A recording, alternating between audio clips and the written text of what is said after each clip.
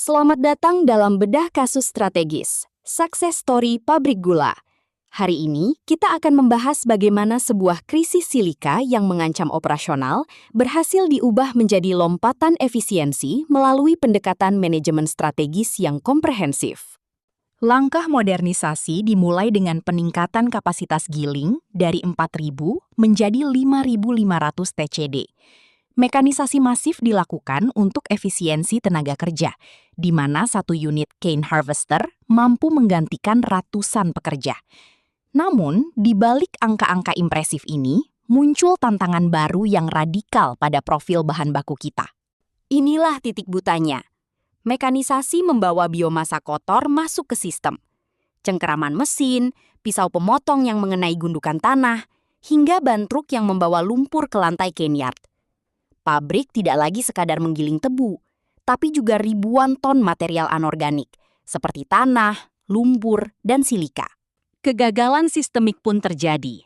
Efek domino dimulai dari abrasi ekstrim di stasiun gilingan, kekacauan nira di stasiun pemurnian dengan tingkat turbidity di atas normal, hingga puncaknya, krisis di stasiun boiler.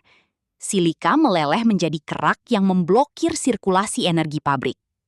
Kita sampai pada fase kritis, siklus kematian 25 jam. Kerak silika mengakibatkan pipa boiler pecah secara brutal. Dampaknya fatal, operasional berhenti total, nira membusuk di saluran, dan terjadi kerugian finansial masif akibat downtime berkepanjangan. Ini bukan lagi masalah teknis biasa, ini adalah ancaman kelangsungan bisnis. Awalnya, kita terjebak pada solusi simptomatik, mencuci truk, menyemprot dengan hidran, hingga melubangi meja tebu. Hasilnya, nihil. Pendekatan reaktif ini terbukti tidak mampu melawan skala masif silika. Kita mengobati gejala, bukan akar masalah.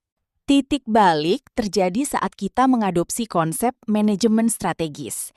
Kita berhenti hanya mengandalkan mekanik dan mulai mengintegrasikan kedisiplinan lapangan dengan rekayasa sistem. Kita membagi strategi menjadi dua pilar, taktik hulu di on-farm dan taktik hilir di off-farm. Di sisi hulu, kita memperketat SOP agronomi. Operator grab loader wajib melakukan teknik swing untuk merontokkan tanah, dan cane harvester hanya boleh beroperasi di lahan rata dan kering.